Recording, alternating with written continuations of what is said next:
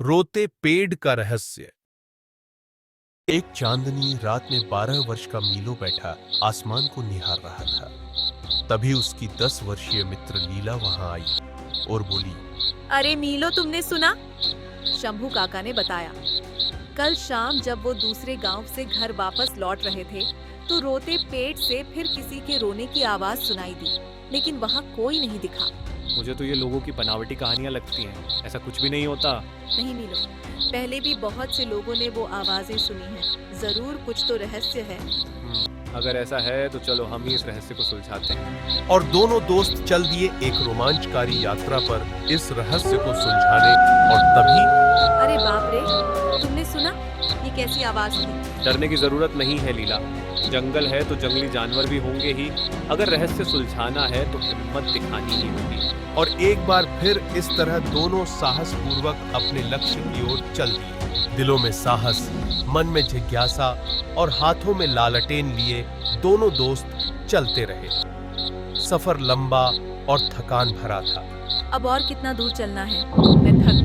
Mummy. क्या mummy mummy, तुम तो बहुत डरपोक हो लीला। बादलों की आवाज है बस, शायद बारिश हो। आखिर दोनों नन्हे जाबाज अपनी मंजिल तक पहुंच ही गए। रोता पेड़ अब उनके सामने था। 2 पल की खामोशी के बाद नीलो, मुझे यहाँ कुछ ठीक नहीं लग रहा। ऐसा लग रहा है पेड़ पर कुछ है। तुम सही कह रही हो, वहाँ ऊपर पेड़ पर देखो। दोनों के चेहरों का रंग उतर गया। जीवन में पहली बार उन्होंने इतनी करीब से चीता देखा था। उन्हें लगा अब तो उनका खेल खत्म। घबराओ मत, मैं तुम पर हमला नहीं करूंगी। क्या मैं कोई सपना देख रहा हूँ लीला, या फिर ये चीता? नहीं मीलो, ये वाकई में इंसानों की तरह बात कर रहा है। मेरा नाम लूना है और मैं अपनी प्रजाति की आखिरी बोलने वाली चीता बच्ची हूँ और मैं बहुत दूर से आई हूँ। पहले मैं और मेरा परिवार बहुत दूर घने जंगलों में खुशी से रहते थे। सभी जानवर मिलजुल कर रहते थे। तभी एक दिन इंसान हमारे जंगलों में आया। उसके पास धारदार हथियार व विशाल मशीन थी। उसने एक तरफ से जंगल को अपने लालच के लिए नष्ट करना शुरू किया। पेड़ काट दिए गए और उनकी जगह इमारतें बनाई गईं। हमारा घर हमसे छिन गया। इस सब के कारण तापमान बढ़ा और जंगल में आग लग गई। सभी जानवर अपनी जान बचाकर भागे। जो पीछे छूट गए वो जलकर मारे गए। मैं अपने परिवार से अलग हो गई और किसी तरह भागकर यह आ गई। लेकिन यहाँ मैं बहुत अकेली हूँ और मुझे उनकी बहुत याद आती है। मीलो, अगर ये बात किसी को पता चली तो इस बेचारी का यह घर भी छिन जाएगा।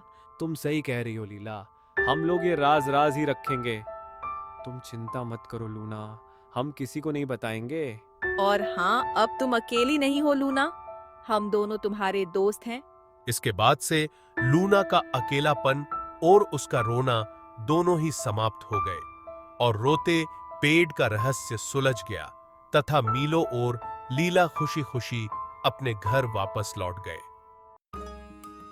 तो प्यारे दोस्तों, आप सभी इस कहानी से ये समझ ही गए होंगे कि इस धरती पर जितना हक इंसान का है उतना ही बाकी जीवों का भी है।